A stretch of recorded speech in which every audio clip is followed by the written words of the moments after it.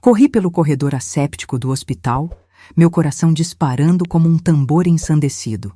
O médico havia ligado há minutos atrás. Meu filho Pedro estava em estado crítico após um acidente de moto. Mas antes que eu pudesse alcançar a porta da UTI, uma enfermeira de expressão séria me agarrou pelo braço com força surpreendente. "Se esconda aqui e confie em mim", sussurrou, empurrando-me para dentro de uma pequena sala de suprimentos. Obedeci por puro instinto. 10 minutos depois, a porta se abriu levemente e o que vi através da fresta congelou meu sangue nas veias. Mas antes de continuar, confira se você já está inscrito no canal e escreva nos comentários: de onde você está assistindo este vídeo? Adoramos saber até onde nossas histórias estão chegando. Tudo começou naquela noite de quinta-feira. Chovia forte em Curitiba, um daqueles temporais que transformam as ruas em rios e os sons do mundo em um único rugido constante. Eu estava preparando o jantar enquanto esperava Pedro chegar da faculdade. Ele tinha 19 anos, meu único filho, estudante de engenharia. Carlos, meu marido de 20 anos, estava trabalhando até tarde novamente. Uma desculpa que se tornara frequente nos últimos meses. Quando o telefone tocou às 21h45, meu estômago já havia se contorcido em um nó de preocupação. Pedro nunca se atrasava sem avisar. "Senhora Verônica?" Uma voz masculina e formal do outro lado da linha. "Aqui é o doutor Mendes, do Hospital Santa Clara. Seu filho Pedro sofreu um grave acidente de moto na Avenida República. Ele está sendo levado para a sala de cirurgia neste momento em estado crítico. Recomendo que venha imediatamente." O mundo parou. Meu corpo congelou enquanto a informação penetrava em meu cérebro como agulhas de gelo. Não lembro como desliguei o telefone. Não lembro como peguei minha bolsa ou as chaves do carro. Só me recordo de estar dirigindo pela chuva torrencial, com as mãos tremendo no volante, sem conseguir enxergar direito por causa das lágrimas que embaçavam minha visão. Tentei ligar para Carlos diversas vezes. Caixa postal. Sempre caixa postal. "Por favor, atende", implorei entre soluços. Meu filho estava morrendo e nem conseguia falar com meu próprio marido. O estacionamento do hospital estava quase vazio àquela hora da noite. Estacionei de qualquer jeito, ignorando completamente as linhas das vagas. Corri para a recepção da emergência, encharcada pela chuva, cabelos grudados no rosto. "Meu filho", ofeguei para a recepcionista. "Pedro Martins, acidente de moto. Me ligaram agora." A mulher digitou algo no computador e olhou para mim com expressão séria. "Sim, senhora. Ele está no centro cirúrgico no 4º andar. O Dr. Mendes está realizando a cirurgia. Pode pegar o elevador à direita." Eu não esperei nem um segundo. Corri para o elevador, apertando freneticamente o botão. Cada segundo parecia uma eternidade. Quando as portas finalmente se abriram no 4º andar, avistei um longo corredor com luzes fluorescentes e o símbolo do centro cirúrgico ao fundo. Foi então que aconteceu. Enquanto eu corria em direção às portas duplas do centro cirúrgico, uma mulher de uniforme azul surgiu de uma sala lateral. Ela me olhou diretamente nos olhos com uma expressão que não consegui decifrar. Então, com um movimento rápido, agarrou meu braço e me puxou para o lado. "Esconda-se e confie em mim", sussurrou ela com urgência, empurrando-me para dentro de uma pequena sala de suprimentos médicos. "Não faça barulho. Não saia até eu voltar. É sobre seu filho." Antes que pudesse protestar, ela fechou a porta, deixando-me na penumbra. A sala era pequena, apertada, cheirando a álcool e produtos de limpeza. Prateleiras com suprimentos médicos me cercavam por todos os lados. Minha mente estava em turbilhão. Por que uma enfermeira me impediria de ver meu filho em estado crítico?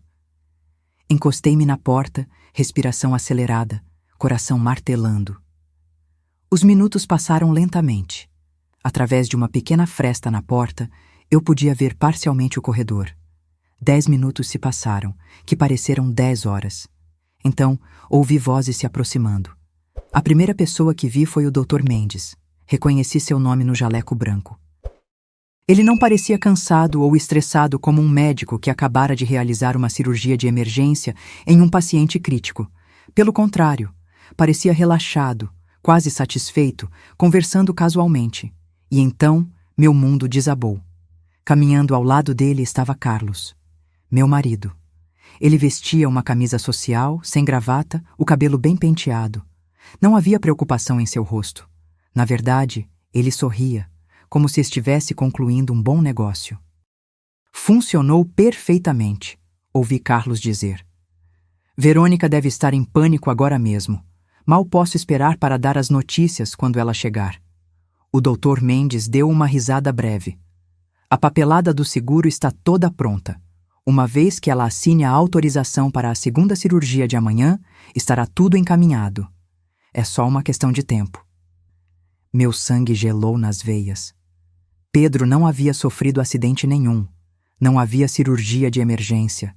Era tudo uma farsa. Uma armadilha. E eu era o alvo. O valor do seguro será depositado em 30 dias após o falecimento, continuou o médico, fazendo aspas com os dedos. Já preparei o diagnóstico de complicações anestésicas. Ninguém questionará. Carlos riu. Um riso que eu conhecia bem, o mesmo que ele dava quando fechava um grande negócio imobiliário. Só que desta vez, o negócio era minha vida. 2 milhões, divididos igualmente, disse Carlos. Já comprei as passagens para Bangkok, novos passaportes, novas identidades.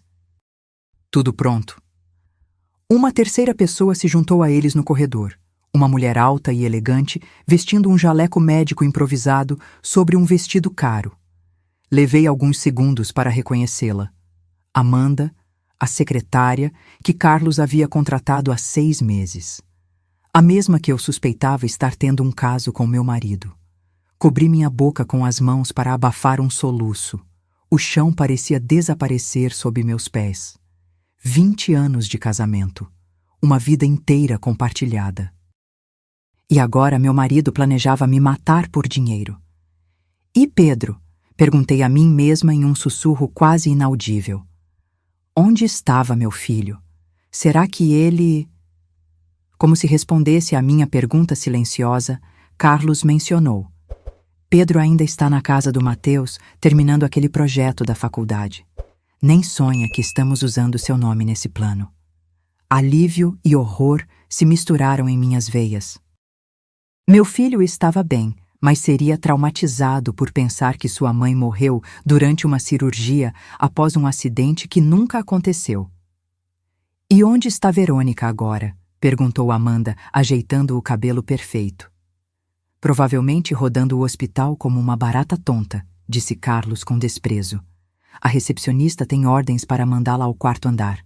Quando chegar, contarei que Pedro passou por uma cirurgia de emergência, que está estável, mas precisará de outro procedimento amanhã. Ela assinará qualquer coisa para salvar o filho.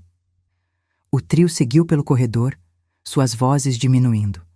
Deslizei para o chão frio, tremendo. Não de medo, mas de uma raiva tão pura e avassaladora que quase me consumia por dentro. A porta da sala de suprimentos se abriu silenciosamente. A enfermeira que me empurrara para dentro voltou, seu rosto uma máscara de preocupação. Senhora Verônica? Ela se agachou ao meu lado. Seu crachá dizia: Luísa, enfermeira noturna. Está tudo bem, eles já foram. Como você sabia? Perguntei com voz trêmula. Luísa olhou para os lados, verificando se estávamos realmente sozinhas. Faço plantão noturno no centro cirúrgico há 5 anos. Conheço todos os procedimentos. Quando vi seu marido chegando com o Dr. Mendes há 2 horas, achei estranho. Eles prepararam uma sala cirúrgica, mas não havia paciente. Então, ouvi parte da conversa deles. Mencionaram seu nome, um falso acidente e um plano para uma complicação cirúrgica amanhã. Ela respirou fundo. O Dr. Mendes tem um histórico suspeito. 3 pacientes morreram na mesa dele no último ano, todos com grandes apólices de seguro. A administração abafou o caso, mas nós, enfermeiros, sabemos. Lágrimas escorriam pelo meu rosto. O que faço agora? Se Carlos me vir... Você não pode ser vista, Luísa disse com firmeza. Eles estão te esperando no andar de baixo, na ala de recuperação. Se você aparecer lá, seguirão com o plano. Mas preciso sair daqui. Preciso avisar meu filho. Meus pensamentos se embaralhavam. Tem uma saída de emergência no final deste corredor. Dá para essa escada de serviço. Leva direto ao estacionamento dos fundos. Ela hesitou. Mas antes de você ir, precisamos de provas. Provas? Sua palavra contra a dele não será suficiente. O Dr. Mendes é respeitado. Seu marido é um empresário conhecido. Vão dizer que você está paranoica, histérica. Ela estava certa. Quem acreditaria que meu marido de 2 décadas estava conspirando para me matar por dinheiro? Parecia roteiro de filme. O escritório do Dr. Mendes fica no final do corredor, continuou Luísa. Ele guarda cópias de todos os documentos lá, inclusive os falsos prontuários e as apólices de seguro. Como vamos entrar? Perguntei, sentindo um estranho calmo me dominar. A adrenalina tinha substituído o choque inicial. Luísa tirou um cartão magnético do bolso. Tenho acesso. Mas precisamos ser rápidas. Eles podem voltar a qualquer momento. O corredor estava vazio quando saímos da sala de suprimentos. Caminhamos apressadamente, coladas à parede. Cada som, o zumbido das luzes fluorescentes, o ping distante de um elevador, fazia meu coração saltar. Chegamos a uma porta com uma placa. Dr. Ricardo Mendes, chefe de cirurgia. Luísa passou o cartão.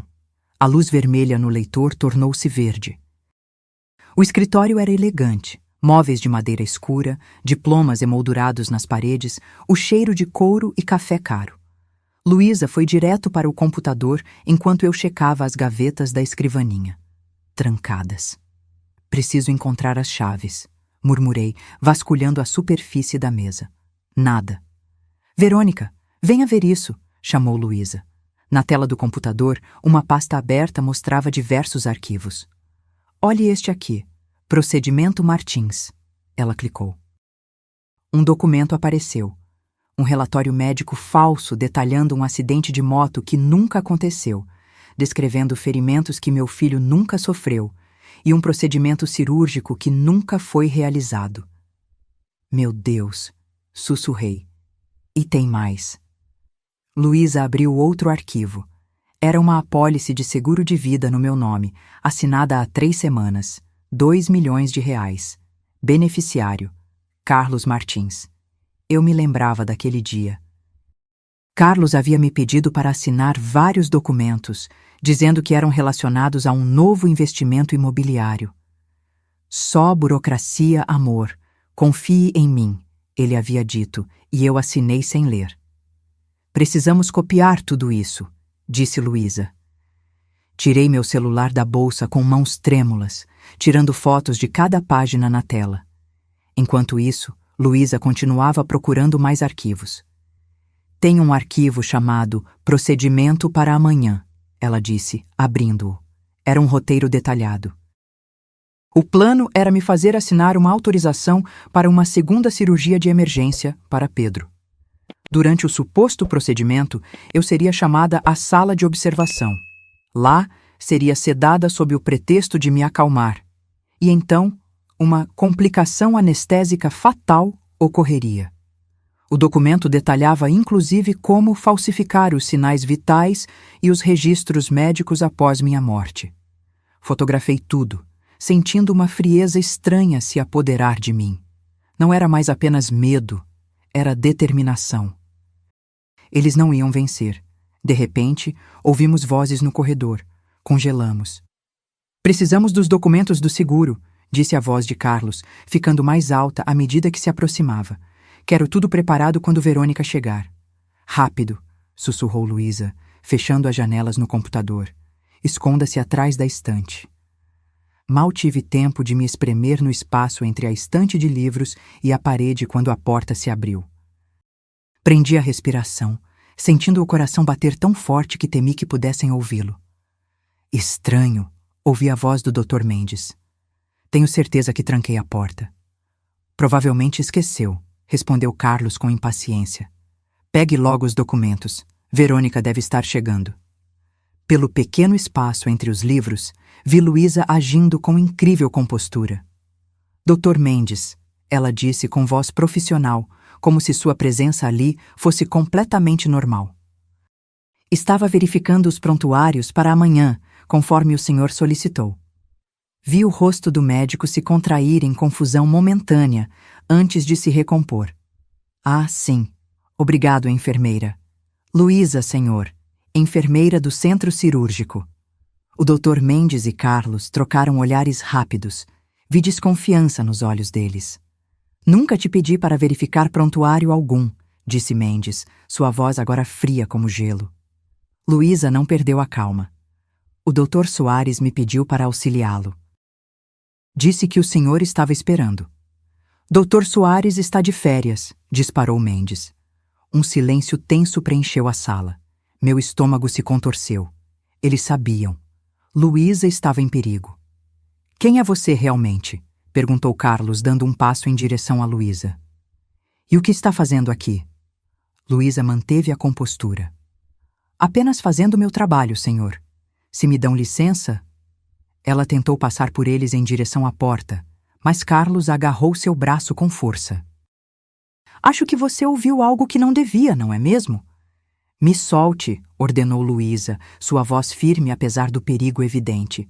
Estou apenas cumprindo ordens. Vamos, Carlos, interviu o Dr. Mendes, parecendo nervoso. Deixe-a ir, temos coisas mais importantes para resolver. E se ela sabe algo? Insistiu Carlos, sem soltar o braço de Luísa. E se ouviu nossa conversa? Naquele momento, uma voz feminina veio da porta. Amanda havia chegado. O que está acontecendo aqui? Esta enfermeira estava xeretando o computador do Ricardo, explicou Carlos. Amanda estreitou os olhos. Você por acaso conhece Verônica Martins? Um leve tremor no rosto de Luísa foi suficiente para confirmar as suspeitas deles. Meu sangue gelou. Precisava fazer algo, mas o quê? Se me revelasse, tudo estaria perdido. Acho que precisamos ter uma conversa séria com nossa amiga enfermeira, disse Amanda com um sorriso frio. Em algum lugar mais privado. O doutor Mendes parecia cada vez mais nervoso. Isso está saindo do controle. Não concordei com violência. Cale a boca, Ricardo, disparou Carlos. Não é hora de desenvolver uma consciência. Eles começaram a arrastar Luísa para fora do escritório. Ela resistia, mas era uma contra 3. Eu não podia deixá-la enfrentar isso sozinha. Não depois dela ter arriscado tudo para me salvar. Tomei uma decisão instantânea. Puxei meu celular, verifiquei rapidamente se todas as fotos estavam salvas e o coloquei no modo de gravação de áudio. Então, deixei-o escondido entre os livros da estante, ainda gravando. Saí do meu esconderijo assim que a porta fechou atrás deles. Minha mente trabalhava a 1000 por hora. Não podia enfrentá-los diretamente. Não 3 contra 1. Precisava ser mais esperta. Lembrei que Luísa havia mencionado câmeras de segurança. Se eu pudesse chegar à sala de monitoramento, talvez conseguisse não apenas salvar Luísa, mas obter ainda mais provas contra eles. Abri a porta do escritório com cuidado e espiei. O corredor estava vazio, mas ouvia vozes distantes. Eles estavam levando Luísa para algum lugar. Seguindo o instinto, caminhei na direção oposta, procurando alguma indicação de onde seria a central de segurança. No final do corredor, encontrei uma porta com os dizeres Acesso restrito, segurança. Estava trancada, é claro. Olhei ao redor, desesperada. Não tinha o cartão de acesso de Luísa. Foi então que avistei um segurança caminhando em minha direção. Rapidamente, assumi uma postura de extremo nervosismo. O que não foi difícil, considerando as circunstâncias. Senhor, por favor, chamei, lágrimas genuínas escorrendo pelo meu rosto. Meu filho está em algum lugar deste hospital e ninguém me diz onde. Ligaram dizendo que ele sofreu um acidente grave. O homem parou, claramente desconfortável com uma mulher em prantos. Senhora, acalme-se. Posso verificar no sistema para você. O nome dele é Pedro Martins, disse entre soluços. Por favor, me ajude. O segurança se aproximou da porta da central, passando seu cartão para desbloqueá-la. Venha comigo, podemos verificar no registro de pacientes. Assim que entramos na sala de monitoramento, vi as dezenas de telas mostrando diversas áreas do hospital. Rapidamente, escaneei cada uma delas, procurando por Luísa ou pelos conspiradores. Não estou vendo nenhum registro de admissão para Pedro Martins hoje, disse o segurança, checando seu computador. Tem certeza que foi neste hospital? Absoluta, respondi, ainda examinando as telas. O Dr. Mendes me ligou pessoalmente. Dr. Mendes? O segurança franziu o senho. Isso é estranho. Ele não está de plantão hoje. O quê? Fingi surpresa, mas continuei procurando nas telas. E então, lá estava. Em um monitor mostrando o que parecia ser uma área de almoxarifado no subsolo, vi Luísa sendo empurrada contra a parede por Carlos, enquanto Amanda e o Dr. Mendes observavam. Ali, apontei, aquela enfermeira está sendo agredida. O segurança olhou para a tela, imediatamente alarmado. Isso é no depósito do subsolo. O que diabos está acontecendo? Aquele homem é meu marido, expliquei rapidamente. Ele e o Dr. Mendes estão planejando algo terrível. Precisamos chamar a polícia. Agora. O segurança hesitou apenas um segundo antes de pegar o rádio. Central, temos uma situação no depósito do subsolo. Possível agressão em andamento. Mande reforços imediatamente e chame a polícia. Ele se virou para mim. Fique aqui, senhora. Vou verificar pessoalmente. Espere! Segurei seu braço. Eles são perigosos. Tem um plano para me matar por causa de um seguro. Tenho provas. Mostrei rapidamente as fotos no meu celular. O homem pareceu atordoado por um momento, mas seu treinamento prevaleceu. Entendido. Espere aqui e tranque a porta. Não abra para ninguém até que eu ou a polícia retorne. Assim que ele saiu, aproximei-me dos monitores. A situação no depósito piorava. Carlos parecia estar gritando com Luísa, seu rosto contorcido de raiva. O Dr. Mendes andava de um lado para outro, visivelmente perturbado. Amanda mantinha-se fria, calculista. Percebi então que a sala de monitoramento tinha controle sobre as gravações. Rapidamente, encontrei o botão para salvar os últimos 30 minutos de todas as câmeras. Precisava garantir que nada seria apagado. Os minutos seguintes foram de pura tensão. Nas telas, vi o segurança chegar ao subsolo com mais 2 colegas. Carlos tentou se explicar, mas foi contido quando tentou fugir. O Dr. Mendes parecia estar cooperando, provavelmente tentando salvar sua pele. Amanda foi a mais difícil, gritando e resistindo. Luísa foi escoltada para fora, aparentemente ilesa, mas claramente abalada. Respirei aliviada. Foi então que ouvi sirenes ao longe. A polícia estava chegando. Pela primeira vez naquela noite terrível, permiti-me sentir um fiapo de esperança. Talvez, apenas talvez, eu conseguisse sair desse pesadelo viva. Mas ainda havia uma questão crucial. Meu filho. Peguei meu celular e disquei seu número, rezando para que atendesse. Mãe? A voz sonolenta de Pedro do outro lado da linha foi o som mais doce que já ouvi. Está tudo bem? São quase 11 da noite. Pedro, escute com atenção, disse com urgência. Estou no Hospital Santa Clara. Houve um incidente com seu pai. A polícia está aqui. Preciso que você fique onde está e tranque todas as portas. Não abra para ninguém, nem mesmo para seu pai, entendeu? Mãe, você está me assustando. O que aconteceu? Eu explico tudo depois, filho. Por favor, apenas confie em mim agora. Você está seguro na casa do Mateus? Sim, estamos terminando o projeto de estruturas. Mãe, por favor. Fique lá, Pedro. Te ligo assim que puder. Desliguei, sabendo que ele estaria preocupado, mas preferindo isso a colocá-lo em perigo. Voltei minha atenção para os monitores. A polícia havia chegado e estava escoltando Carlos, Mendes e Amanda. Seus rostos mostravam uma mistura de raiva e derrota. Especialmente Carlos. Seu olhar era de puro ódio, e eu sabia que era dirigido a mim. Uma batida na porta me sobressaltou. Senhora Martins, aqui é o policial Rodrigues. Pode abrir, por favor? Abri a porta com cautela, ainda em estado de alerta. Um policial uniformizado estava parado ali, acompanhado por Luísa, que parecia exausta, mas ilesa. Senhora Martins, sou o tenente Rodrigues. Precisamos de sua declaração sobre o que aconteceu aqui esta noite. Nos minutos seguintes, relatei tudo. O falso telefonema sobre o acidente de Pedro, o plano que descobri, as provas que encontramos. Mostrei as fotos dos documentos no computador do Dr. Mendes e transferi para o pendrive do policial a gravação das câmeras de segurança. Eles iam me sedar amanhã, concluí, a voz tremendo ligeiramente.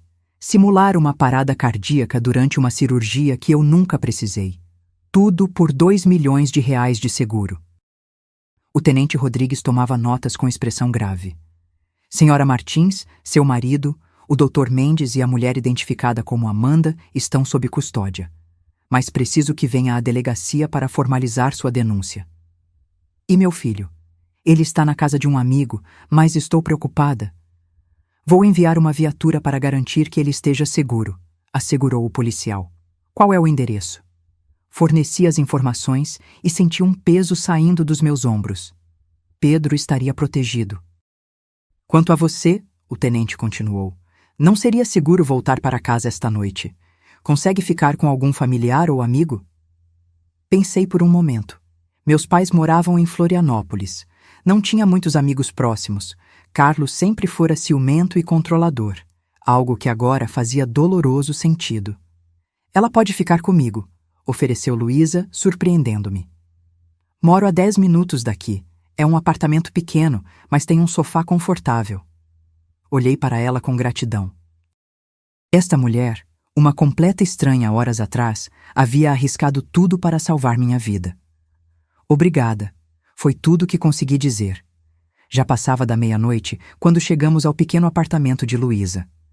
Era um lugar aconchegante, decorado com fotos de família e livros. Ela me emprestou roupas limpas e preparou um chá enquanto eu tomava um banho quente, tentando lavar o horror daquela noite. Como você sabia? Perguntei finalmente, quando estávamos sentadas na pequena sala de estar. Como soube que não era um acidente real? Luísa suspirou, segurando sua xícara com ambas as mãos. Trabalho naquele hospital há 7 anos. Conheço os procedimentos. Quando vi seu marido e o Dr. Mendes preparando uma sala cirúrgica sem paciente, fiquei desconfiada. Então os ouvi mencionando um plano e R$2 milhões de seguro. Infelizmente, não é a primeira vez que vejo algo assim. Ergui as sobrancelhas, surpresa. Como assim? No ano passado, uma paciente morreu durante uma cirurgia simples. Complicações anestésicas, disseram. Mas ouvi rumores entre os enfermeiros. O marido dela havia aumentado o seguro semanas antes. O Dr. Mendes era o cirurgião. Ela fez uma pausa. Tentei falar com a administração na época, mas não tinha provas. Fui transferida para o turno noturno logo depois. Um arrepio percorreu minha espinha. Quantas outras vítimas teriam havido? Por que você se arriscou por mim? Perguntei baixinho. Nem me conhecia. Luísa olhou para uma foto na parede. Ela ao lado de uma mulher mais velha, ambas sorrindo. Minha irmã morreu há 3 anos. Acidente de carro, disseram. Mas nunca acreditei completamente. O marido dela estava com problemas financeiros e de repente ficou rico após a morte dela. Ela secou uma lágrima. Não pude salvar minha irmã. Mas quando vi a mesma coisa prestes a acontecer com você, não consegui ficar parada. Alcancei sua mão e a apertei. Obrigada por salvar minha vida e por me ajudar a salvar outras. Dormimos apenas algumas horas. Às 7 da manhã, fomos à delegacia prestar depoimento formal. O processo foi exaustivo. Tive que reviver cada detalhe daquela noite terrível. Mas o alívio veio quando o delegado nos informou que Carlos, o Dr. Mendes e Amanda permaneceriam detidos. As provas eram contundentes. Encontramos muito mais no computador do médico, disse o delegado. Parece que não era a primeira vez deles.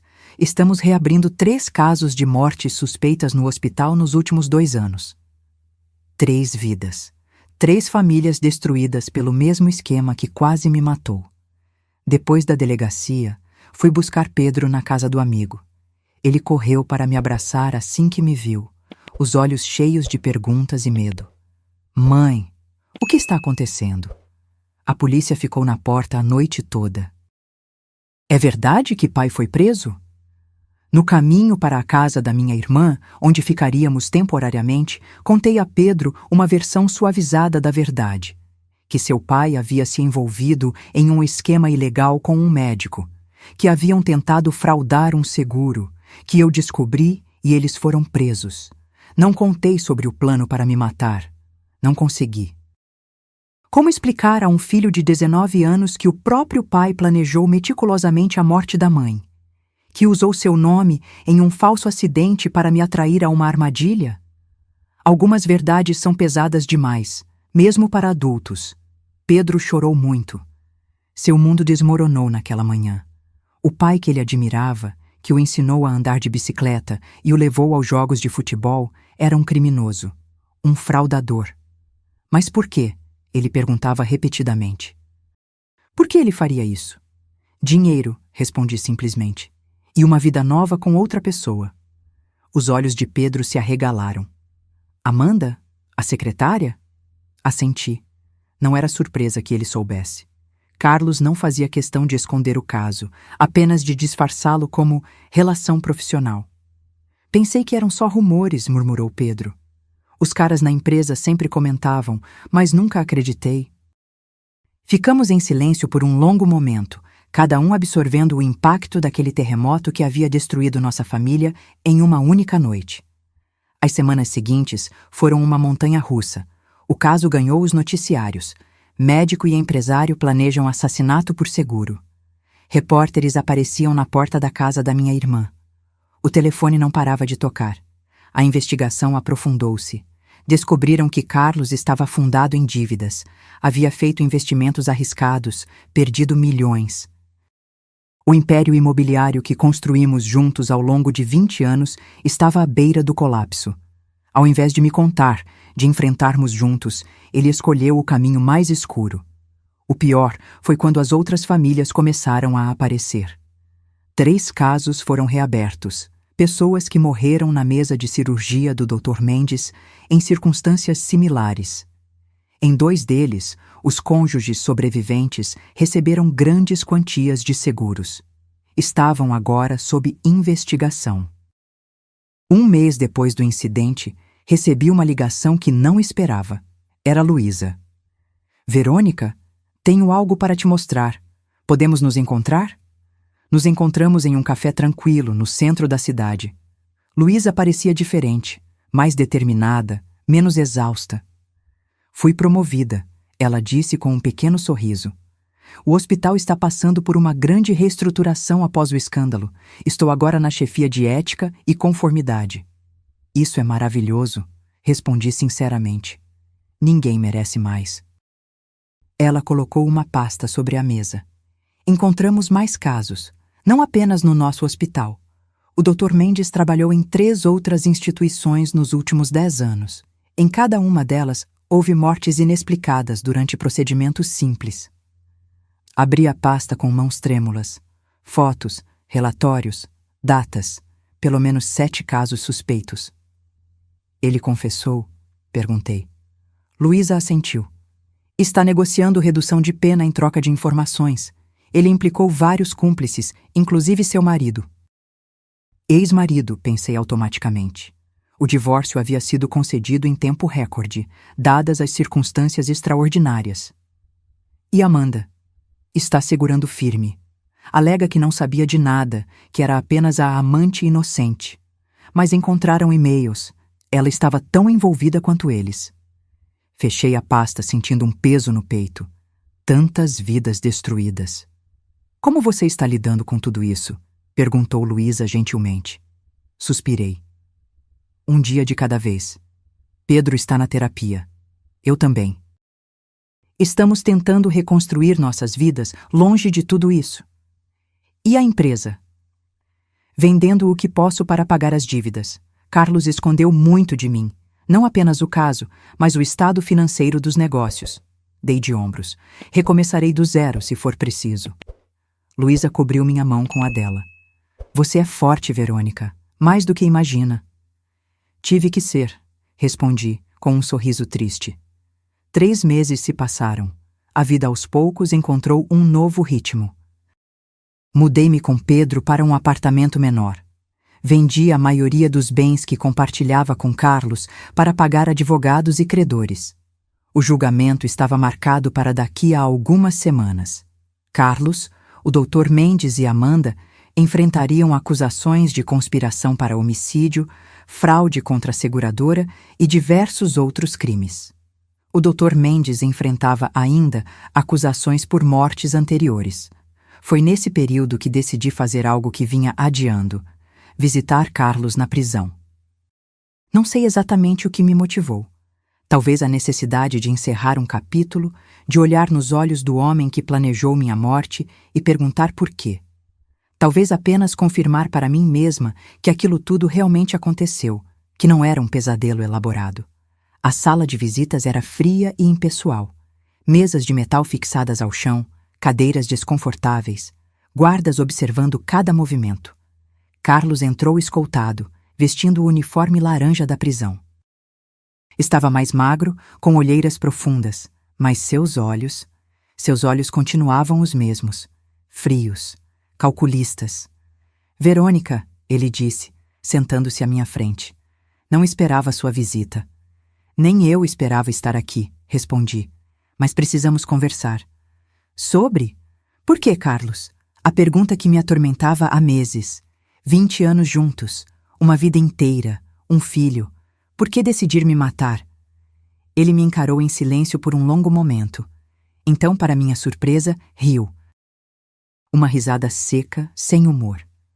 Você nunca entenderia, Verônica. Sempre tão correta, tão moralista. Nunca soube o que era estar à beira do abismo. Poderia ter me contado sobre as dívidas, argumentei. Poderíamos ter encontrado uma solução. Juntos. Juntos? Ele zombou. Você teria me deixado no segundo em que soubesse a verdade, que eu perdi tudo, que aquela vida de luxo que você tanto amava estava construída sobre areia. Você não me conhecia nada, respondi, mantendo a voz calma apesar da raiva borbulhando dentro de mim. Eu teria ficado ao seu lado, por pior que fosse. Fácil dizer isso agora. Ficamos em silêncio. Ele não se arrependia, nem um pouco. A realização me atingiu como um soco. Este homem, com quem dividi minha cama por 2 décadas, com quem criei um filho, teria me assistido morrer sem piscar. Quanto tempo acha que vai pegar? Perguntei finalmente. Ele deu de ombros. Meu advogado diz que entre 20 e 30 anos. Menos se eu cooperar, o que não pretendo fazer. Pedro quer te visitar, disse observando sua reação. Pela primeira vez, vi algo em seus olhos. Um lampejo de... emoção? Remorso? Difícil dizer. Diga a ele para não vir, respondeu Carlos, desviando o olhar. Não há nada para ele aqui. Assenti. Era a única coisa com a qual concordávamos. Esta é a última vez que nos veremos, Carlos, disse, levantando-me. Espero que tenha valido a pena. O quê? Trocar 20 anos de vida por 20 anos de prisão. Virei as costas e saí, sem olhar para trás. Não havia mais nada a dizer. O outono chegou, pintando as árvores de Curitiba com tons dourados e vermelhos. 6 meses haviam se passado desde aquela noite fatídica no hospital. O julgamento começara, e com ele vieram à tona detalhes ainda mais sórdidos do plano. Sentada na primeira fileira do tribunal, ouvi os promotores detalharem friamente como minha morte havia sido planejada. Como Carlos e o Dr. Mendes haviam ensaiado cada passo. Como Amanda havia sido a responsável por forjar os documentos do seguro, usando seus conhecimentos como ex-funcionária de uma corretora. A fraude foi elaborada com precisão meticulosa, explicou o promotor. O acusado, Carlos Martins, aumentou a apólice de seguro da vítima para R$ 2 milhões 3 semanas antes do crime planejado. A assinatura da Sra. Martins foi obtida através de engano, misturada a outros documentos de negócios. Pedro sentou-se ao meu lado durante todo o processo, segurando minha mão nos momentos mais difíceis. Ele havia insistido em estar presente, dizendo que precisava olhar a verdade de frente. Aos 19 anos, meu filho demonstrava uma força que eu mesma lutava para encontrar.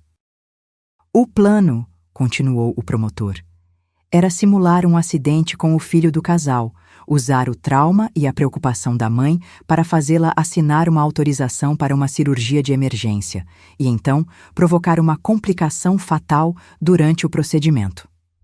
Ouvi alguns suspiros de horror na sala. Jornalistas rabiscavam freneticamente em seus blocos. O juiz mantinha a expressão severa. O doutor Ricardo Mendes já havia executado esse mesmo esquema pelo menos 3 vezes antes, resultando em mortes que foram classificadas como complicações médicas. Em cada caso, havia um beneficiário de seguro que pagava ao médico uma porcentagem do valor recebido. A defesa tentou argumentar que não havia prova definitiva de que as mortes anteriores foram assassinatos, apenas coincidências trágicas. Tentaram sugerir que Carlos estava temporariamente insano devido ao estresse financeiro. Que Amanda não sabia do plano completo, apenas da fraude ao seguro. Cada argumento soava mais absurdo que o anterior. As provas eram irrefutáveis. Os e-mails, os arquivos no computador do médico, as gravações de câmeras de segurança, os depoimentos de outros profissionais do hospital que haviam notado irregularidades. Luísa testemunhou com dignidade e coragem, descrevendo como descobriu o esquema, como me alertou, como arriscou sua própria vida para salvar a minha. Quando terminou, nossos olhares se cruzaram. Uma ligação silenciosa entre 2 mulheres cujas vidas haviam se entrelaçado através da tragédia. O julgamento durou 3 semanas. No dia do veredito, o tribunal estava lotado. Segurei a respiração quando o juiz começou a falar. O júri considera o réu Carlos Martins culpado de todas as acusações: conspiração para homicídio premeditado, fraude contra a seguradora, falsificação de documentos. A lista continuou. Culpado, culpado, culpado. O doutor Mendes recebeu a pena mais severa, prisão perpétua sem direito a condicional, devido aos assassinatos anteriores que confessou durante o julgamento. Carlos pegou 30 anos. Quando o juiz anunciou a sentença, ele permaneceu impassível, como se já esperasse. Não olhou para mim nem para Pedro. Amanda recebeu 20 anos. Ela chorou quando ouviu a sentença, finalmente quebrando a fachada de frieza que manteve durante todo o julgamento. Quando saímos do tribunal naquela tarde, uma chuva fina caía sobre a cidade. Repórteres nos cercaram, microfones apontados, câmeras piscando. Como se sente sabendo que seu marido passará 30 anos na prisão? Perguntou uma repórter. Aliviada que ele não passará esse tempo planejando a morte de mais alguém, respondi simplesmente. E o que vai fazer agora? Questionou o outro jornalista. Olhei para Pedro, depois para Luísa, que havia se juntado a nós na saída. Viver, sem medo. Os meses seguintes foram de reconstrução. Vendi o que restava da empresa de Carlos e saldei as dívidas. Comecei a trabalhar como consultora imobiliária, afinal, conhecia bem o mercado após tantos anos. Pedro continuou seus estudos, mais determinado que nunca. Luísa e eu nos tornamos amigas próximas. Ela era agora uma voz respeitada no hospital, implementando novos protocolos de segurança para pacientes. Juntas, criamos uma ONG para ajudar vítimas de fraudes e pessoas que perderam familiares em circunstâncias suspeitas. Em uma tarde de primavera, 1 ano após aquela noite fatídica, recebi uma ligação inesperada.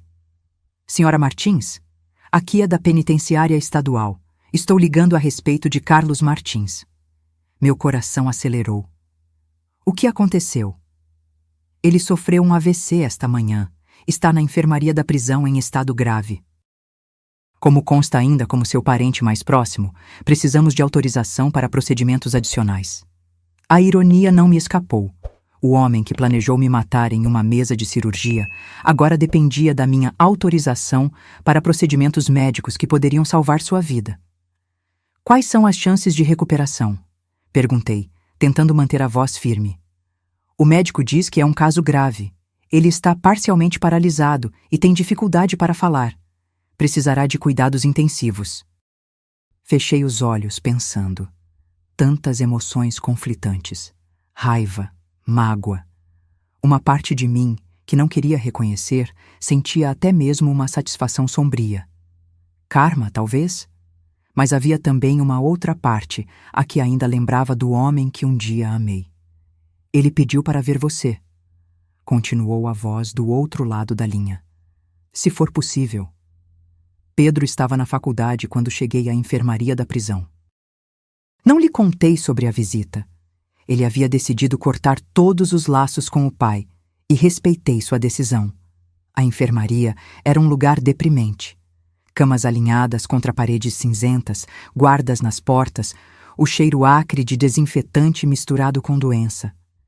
Carlos estava na última cama à direita. Se parecia pouco com o homem imponente e confiante que conheci.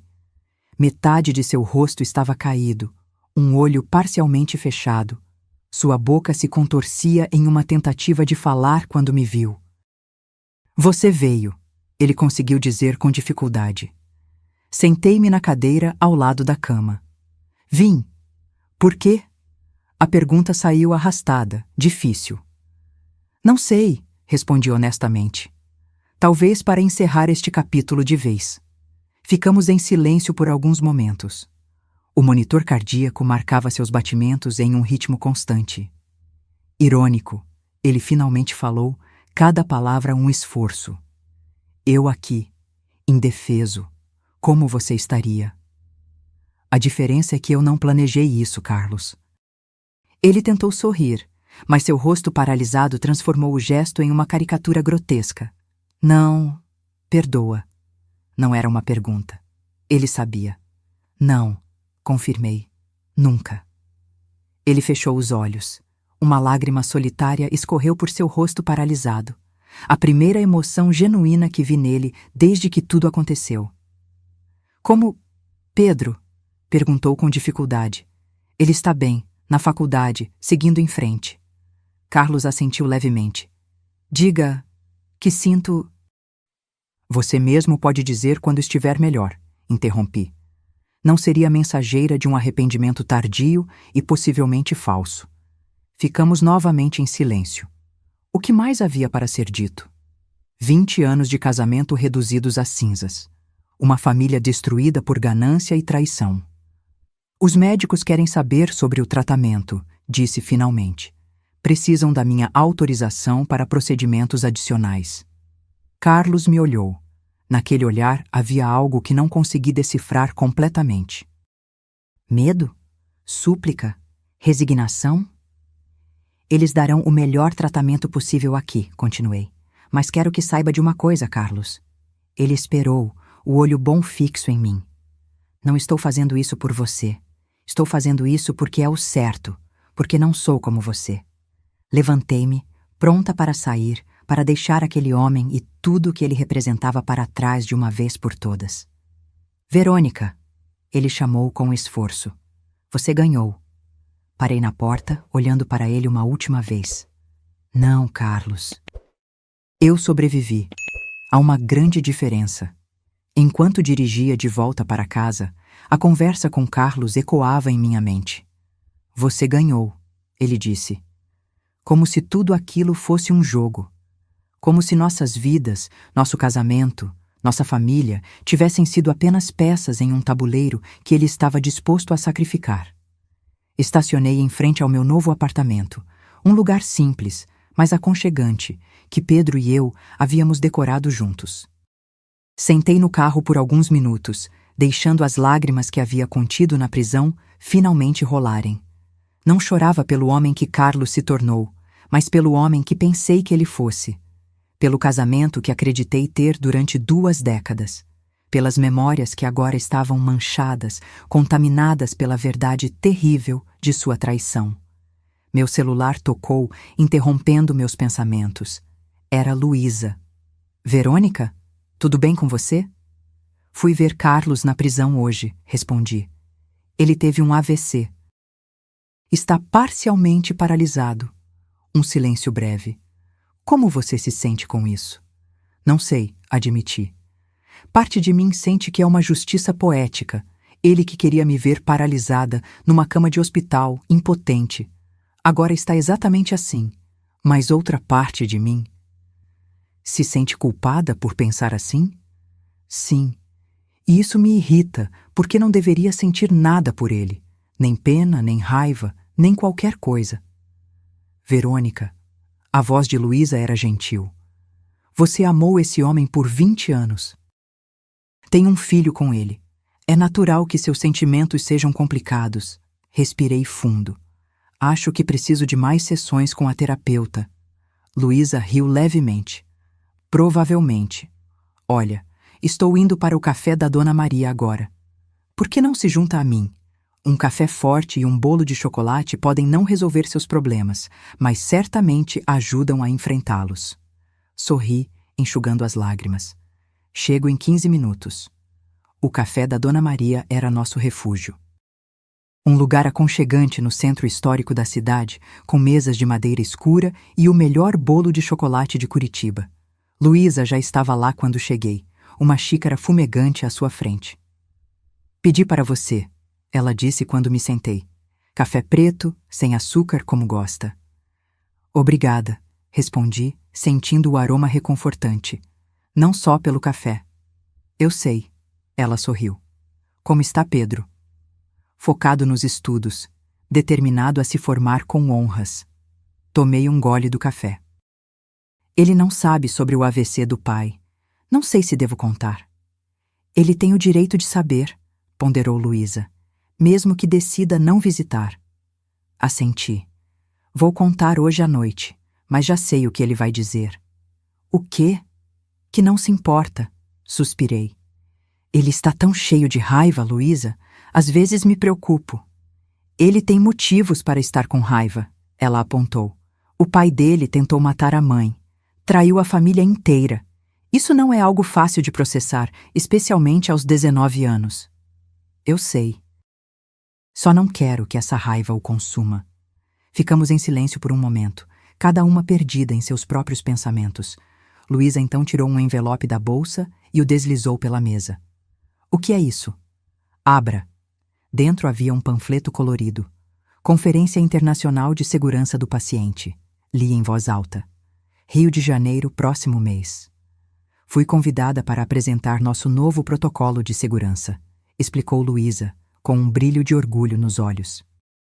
O modelo que desenvolvemos após o caso Mendes está sendo considerado para implementação nacional.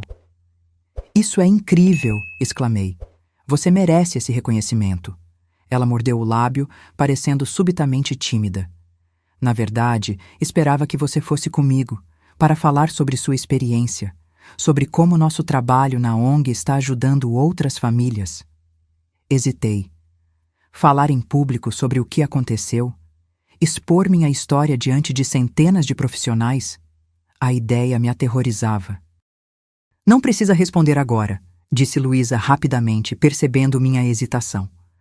Pense a respeito, seria bom para o trabalho que estamos fazendo, e talvez... Ela fez uma pausa. Talvez seja bom para você também. Como assim? Transformar essa experiência terrível em algo positivo. Usar sua história para salvar outras vidas. Ela segurou minha mão sobre a mesa. Você é mais forte do que pensa, Verônica. Sempre foi. Naquela noite, contei a Pedro sobre o estado de saúde do pai. Como previ, ele reagiu com indiferença forçada. Ele está paralisado? Perguntou, sem levantar os olhos do livro que lia. Parcialmente. O lado direito do corpo. Tem dificuldades para falar também. Pedro deu de ombros. Karma é uma coisa interessante, não é? Pedro. O quê? Ele finalmente me olhou, desafiador. Quer que eu sinta a pena dele? Depois de tudo que ele fez? Não, respondi calmamente. Só quero que você não deixe esse ódio te consumir. Ele já fez mal suficiente à nossa família. Não permita que continue te machucando. Pedro fechou o livro com força. Sabe o que é pior, mãe? Não é só que ele tentou te matar, é que ele usou meu nome. Ele sabia o quanto você me ama, o quanto ficaria desesperada se achasse que eu estava morrendo. E usou isso, usou nosso amor como arma. Sua voz falhou.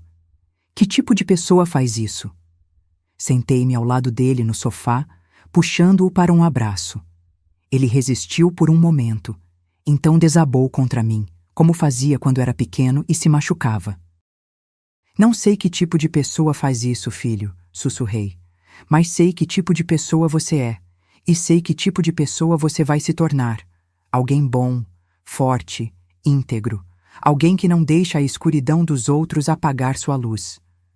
Ficamos assim por um longo tempo, mãe e filho, navegando juntos nesse mar turbulento que a traição de Carlos havia criado. Aprendendo a construir um novo barco, encontrar uma nova bússola, definir um novo destino. Na manhã seguinte, liguei para Luísa. Eu vou, disse sem preâmbulos. Vou para a conferência com você. Vou contar minha história. Tem certeza? A surpresa era evidente em sua voz. Absoluta. Você está certa. Preciso transformar essa dor em algo útil.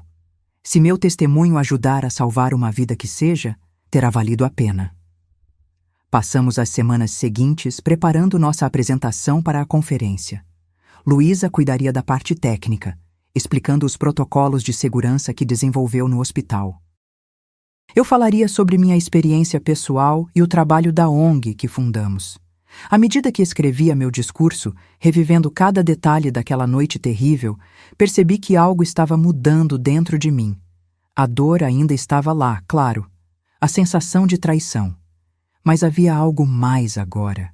Uma espécie de propósito, de significado emergindo do caos. Enquanto isso, recebia atualizações regulares sobre o estado de Carlos.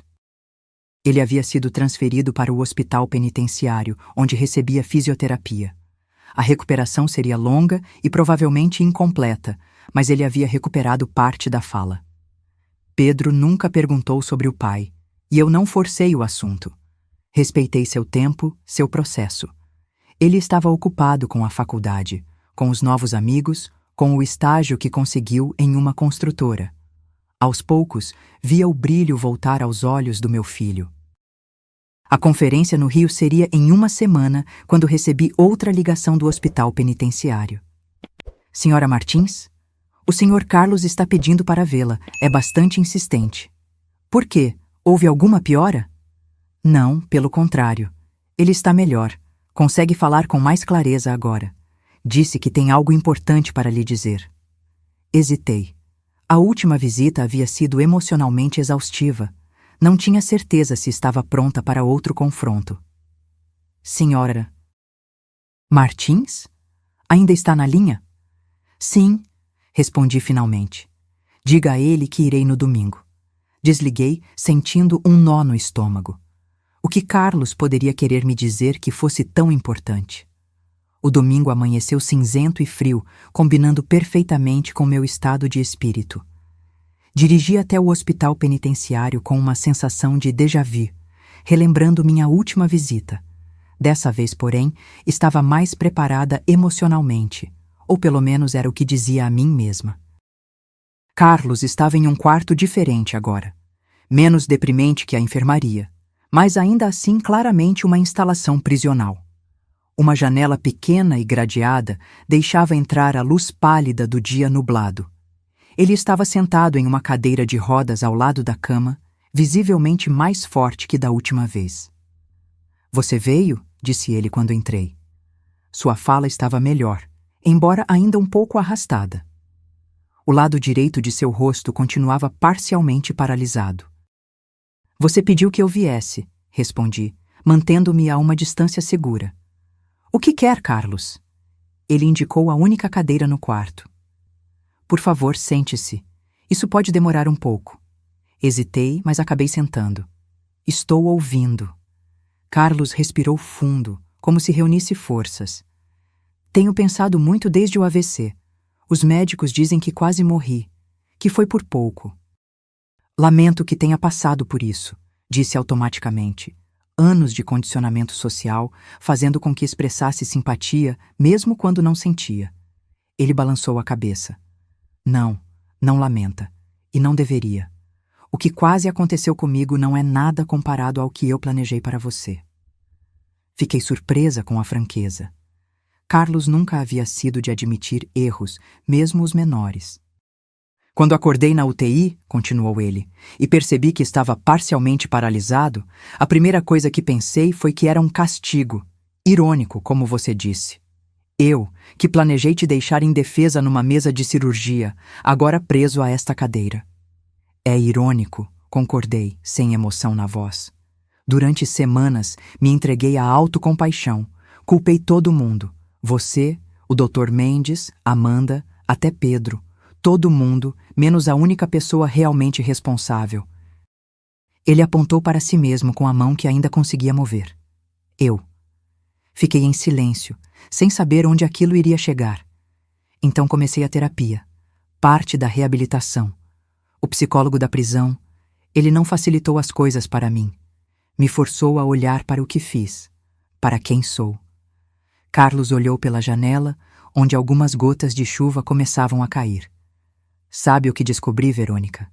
Que nunca te amei de verdade, nem a Pedro. As palavras doeram mais do que eu esperava. Não da forma como vocês mereciam, ele esclareceu. Amei a ideia de vocês. A família perfeita, a esposa dedicada, o filho brilhante, extensões do meu ego, troféus na minha prateleira de conquistas. Não pessoas reais, com desejos e necessidades próprias. Lutei contra as lágrimas que ameaçavam se formar. Não choraria na frente dele. Não novamente. Por isso foi tão fácil planejar. Ele fez uma pausa, como se as palavras fossem difíceis de pronunciar. Seu assassinato. A palavra pairou no ar entre nós, pesada e inescapável. Foi como descartar uma peça de mobília, ele continuou. Algo que não servia mais ao meu propósito. Você e toda a nossa história juntos valiam menos para mim que dinheiro e uma nova vida com Amanda. Ele riu amargamente.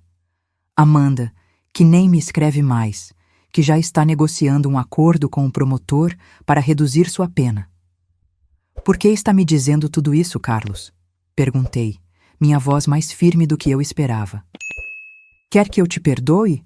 Que sinta pena de você? Ele balançou a cabeça. Não. Não mereço seu perdão e certamente não quero sua pena. Estou dizendo isso porque você merece ouvir a verdade. Depois de 20 anos de mentiras, você merece pelo menos isso. Ficamos em silêncio por um momento. A chuva agora batia com mais força contra a pequena janela. Há algo mais, disse Carlos finalmente. Algo que você precisa saber. O quê? Não foi a primeira vez que planejei te matar. Meu sangue gelou. Como assim? Carlos desviou o olhar, como se finalmente sentisse vergonha.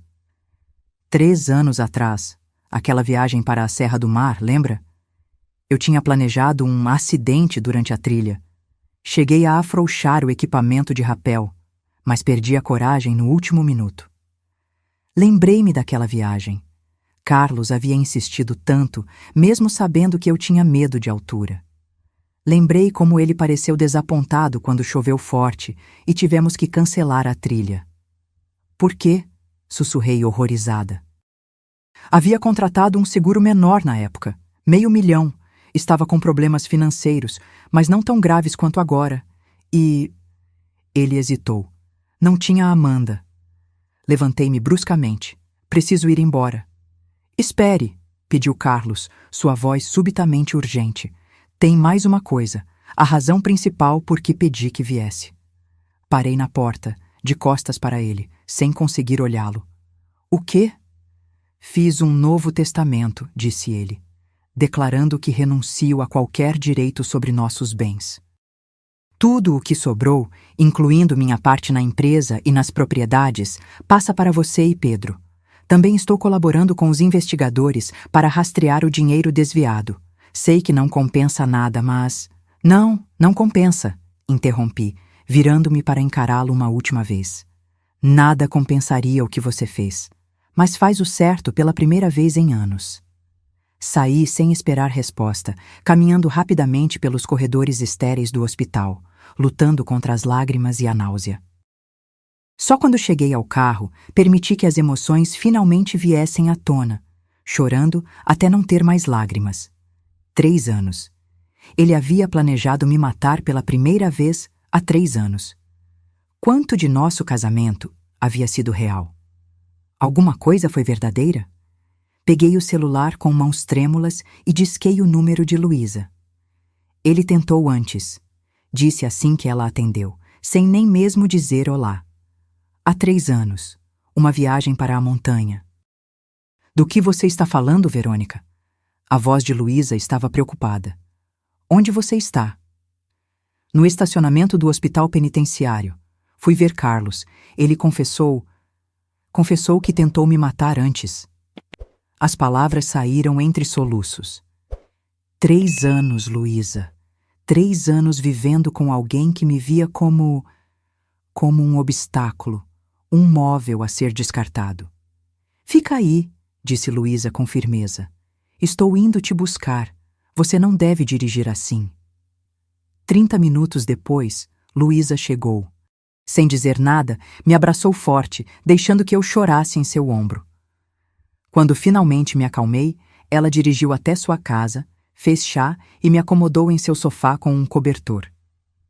Por que ele confessaria isso agora? Perguntei, mais para mim mesma do que para ela. Que propósito isso serve? Talvez seja parte da terapia dele, sugeriu Luísa, sentando-se ao meu lado. Ou talvez, pela primeira vez na vida, ele esteja pensando em alguém além dele mesmo. Preciso contar ao Pedro? A ideia me aterrorizava. Meu filho já havia passado por tanto. Luísa considerou por um momento. Talvez não todos os detalhes. Não agora. Conte sobre o testamento, sobre a colaboração com os investigadores. O resto, talvez quando ele estiver pronto.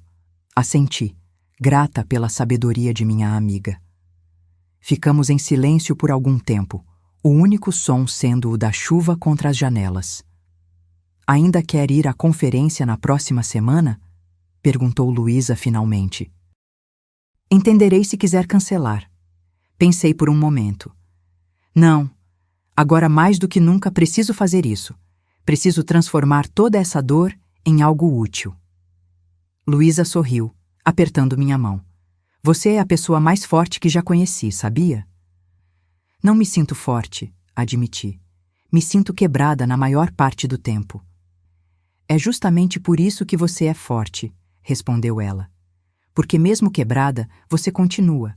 Continua cuidando do seu filho, reconstruindo sua vida, ajudando outras pessoas. Isso é verdadeira força, Verônica. Na manhã seguinte, contei a Pedro sobre o testamento e a colaboração do pai com os investigadores. Como esperado, ele reagiu com desconfiança. Por que ele faria isso agora? Perguntou, cerrando os punhos. Qual é o truque? Acho que não há truque, filho. Respondi suavemente. Acho que ele finalmente está percebendo o quanto nos machucou. O quanto te machucou. Pedro balançou a cabeça, incrédulo. 20 anos de manipulação e mentiras, e agora ele espera que acreditemos na sua redenção? Muito conveniente. Não argumentei. Pedro tinha todo o direito à sua raiva, sua desconfiança. Levaria tempo, talvez anos, talvez a vida toda, para ele processar a traição do pai. Vamos à conferência no Rio na próxima semana. Mudei de assunto. Eu e Luísa. Quer vir conosco? Poderia aproveitar para visitar aquele programa de intercâmbio da Universidade Federal. Pedro considerou por um momento, então assentiu. Pode ser bom sair um pouco daqui, mudar de ares. Ótimo, sorri. Será bom termos algum tempo juntos, longe de tudo isso. O Rio nos recebeu com sol e calor, um contraste bem-vindo com o outono chuvoso de Curitiba. A conferência seria no dia seguinte, então aproveitamos a tarde livre para caminhar pela orla de Copacabana. Pedro parecia mais relaxado aqui, longe das memórias e do peso de tudo que havíamos passado. "Quando você falará?" perguntou ele, enquanto caminhávamos descalços na areia, ondas ocasionais molhando nossos pés. "Logo após o almoço. Luísa apresentará a parte técnica primeiro, depois eu entro com minha história e o trabalho da ONG." Pedro assentiu, olhando para o horizonte. "Está nervosa?" "Apavorada", admiti com um pequeno sorriso. "Nunca gostei de falar em público, você sabe disso." "Vai se sair bem", afirmou ele com uma certeza que me surpreendeu. "Sua história é poderosa, mãe. Vai ajudar muita gente." Olhei para meu filho. Não mais um menino, mas um jovem adulto, forte apesar das cicatrizes que carregava. "Obrigada, Pedro. Isso significa muito." Jantamos com Luísa em um restaurante à beira-mar. Ela havia chegado mais cedo para verificar os detalhes técnicos da apresentação. "Tudo pronto para amanhã", anunciou ela, erguendo sua taça de vinho em um brinde. "A verdade e a justiça." "A verdade e a justiça", repetimos Pedro e eu, tocando nossas taças na dela. A noite foi agradável. Conversamos sobre tudo exceto o passado. Sobre as ambições de Pedro na engenharia, sobre a promoção recente de Luísa, sobre meus planos de expandir a ONG para outras cidades. Por algumas horas, fomos apenas 3 pessoas normais desfrutando de uma bela noite no Rio. Na manhã seguinte, o auditório do hotel onde ocorria a conferência estava lotado. Médicos, enfermeiros, administradores hospitalares, profissionais de segurança, todos ali para discutir como tornar os hospitais lugares mais seguros para os pacientes. Sentada na primeira fileira, observei Luísa subir ao palco com uma confiança que eu invejava. Ela apresentou os novos protocolos de segurança desenvolvidos após o caso Mendes, explicando como simples verificações e supervisões adicionais poderiam prevenir fraudes e erros médicos fatais. "Mas números e protocolos são apenas parte da história", concluiu ela, após quase 1 hora de apresentação. "Por trás de cada estatística há uma vida, uma família, uma história real de dor e, muitas vezes, de superação. E é por isso que convidei Verônica Martins para compartilhar sua experiência conosco hoje." Um aplauso educado preencheu o auditório. Meu coração batia tão forte que temi que pudesse ser ouvido pelo microfone quando subi ao palco. Pedro, na primeira fileira, me deu um polegar para cima, um gesto tão simples e tão reconfortante. Olhei para as centenas de rostos voltados para mim, respirei fundo e comecei. "Meu nome é Verônica Martins. Há 1 ano, meu marido de 20 anos, em conluio com um médico respeitado e sua amante, planejou meu assassinato em uma mesa de cirurgia." O auditório ficou em absoluto silêncio. Nenhum movimento, nenhum sussurro. O plano era elaborado. Eles usariam um falso acidente envolvendo meu único filho para me atrair ao hospital. Contando com meu desespero e pânico, fariam com que eu assinasse uma autorização para uma cirurgia falsa. Durante essa cirurgia, eu seria sedada e sofreria uma complicação anestésica fatal. Meu marido receberia R$2 milhões de uma apólice de seguro fraudulenta e começaria uma nova vida no exterior com sua amante. Minha voz estava firme, apesar do coração acelerado. As palavras que ensaiei por semanas fluíam naturalmente. Não estaria aqui hoje se não fosse por uma enfermeira corajosa. Ela percebeu irregularidades, conectou os pontos e arriscou sua própria segurança para me alertar. Essa enfermeira, Luísa Cardoso, apontei para ela na plateia. Salvou minha vida e me ajudou a expor um esquema criminoso que já havia custado pelo menos 3 outras vidas. Continuei minha narrativa, detalhando como descobrimos o plano, como obtivemos as provas, como enfrentamos os conspiradores. Falei sobre o julgamento, as condenações, a criação da ONG. O que aprendi dessa experiência, concluí, é que sistemas são importantes, protocolos são cruciais, mas no final, são pessoas como Luísa que fazem a diferença. Profissionais que não fecham os olhos para irregularidades, que seguem sua bússola moral, mesmo quando é arriscado, que colocam a segurança do paciente acima de conexões pessoais ou medo de retaliação. Olhei diretamente para a plateia, fazendo contato visual com tantos profissionais quanto possível. Se vocês suspeitarem que algo está errado, falem, registrem, insistam. Pode ser desconfortável, pode ser arriscado, mas uma vida, talvez como a minha, pode depender disso. Obrigada. O silêncio durou apenas 1 segundo antes que o auditório explodisse em aplausos. As pessoas se levantaram uma a uma, até que todo o auditório estava de pé. Pedro foi o primeiro, é claro, seus olhos brilhando com o que eu reconheci como orgulho. Luísa juntou-se a mim no palco, abraçando-me enquanto as lágrimas que ela tentava conter finalmente rolavam. O restante do dia foi um turbilhão. Dezenas de profissionais queriam falar conosco, compartilhar suas próprias histórias, discutir como implementar nossas ideias em seus hospitais. Fui abordada por um editor que queria transformar minha história em um livro, um documentarista interessado em um filme, uma associação médica que queria nosso auxílio para treinar novos profissionais. Quando finalmente voltamos ao hotel, exaustas mas eufóricas, encontramos Pedro no lobby, conversando animadamente com um homem mais velho. "Mãe", chamou ele quando me viu. "Este é o Dr. Ramírez, diretor do programa de intercâmbio da UFRJ. Estávamos falando sobre minha possível transferência para cá no próximo semestre." Cumprimentei o professor surpresa. "Transferência? Não sabia que estava considerando isso, Pedro." "Foi algo que surgiu hoje", ele admitiu, parecendo mais animado do que o via em meses. "O Dr. Ramírez assistiu à sua palestra e, quando descobriu que eu era seu filho, me procurou. Eles têm um programa especial de engenharia estrutural voltado para construções resilientes em áreas de risco. É exatamente o que eu queria estudar." O Dr. Ramírez sorriu.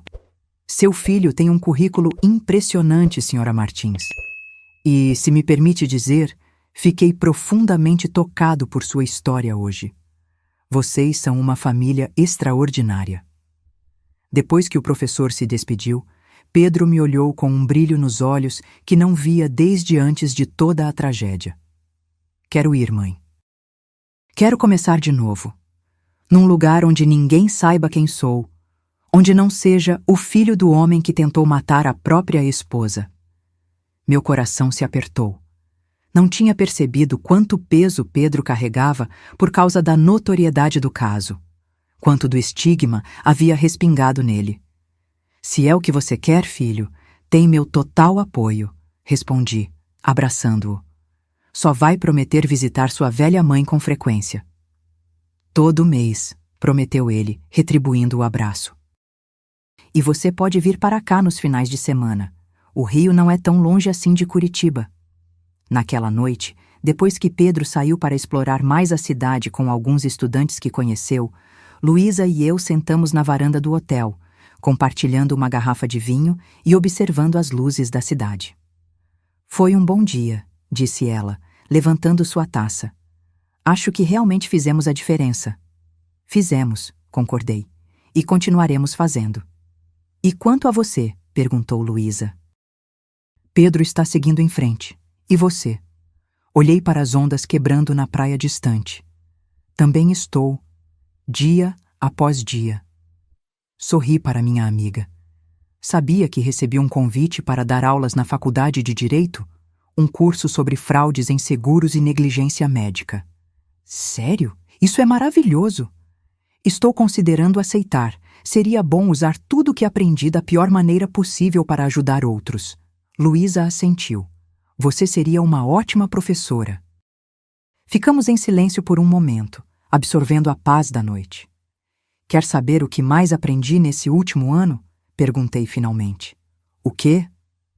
"Que às vezes as piores traições podem levar aos maiores presentes." Olhei para ela com gratidão. "Se Carlos não tivesse planejado me matar, nunca teria conhecido você. Nunca teria descoberto minha própria força. Nunca teria encontrado esse propósito." "Um preço alto demais", observou Luísa. Sem dúvida. Mas tendo pago o preço, fico feliz em colher os benefícios. Estendi minha taça. A vida, Luísa, com todas as suas voltas inesperadas. A vida, ela respondeu, tocando sua taça na minha. Naquela noite, deitada na cama do hotel, refleti sobre o ano que havia passado. A dor, o medo, a traição, tudo ainda estava lá. Sempre estaria, em algum nível. Mas algo novo havia crescido em meio às cinzas do que foi destruído. Uma nova Verônica, mais forte, mais sábia, mais determinada a fazer da sua sobrevivência algo significativo. Adormeci com uma sensação que não sentia há muito tempo: paz. Não porque tudo estava perfeito ou porque as cicatrizes haviam desaparecido, mas porque finalmente entendi que sobreviver não era apenas continuar respirando, era transformar a própria história de dor em uma luz para guiar outros na escuridão. E naquele momento, apesar de tudo, senti-me verdadeiramente viva. Agora, se você gostou dessa história, clica em S inscrever e me diz nos comentários qual parte te deixou de queixo caído. Ah, e não esqueça de se tornar membro para ter acesso a vídeos exclusivos que não posto aqui. Te espero lá.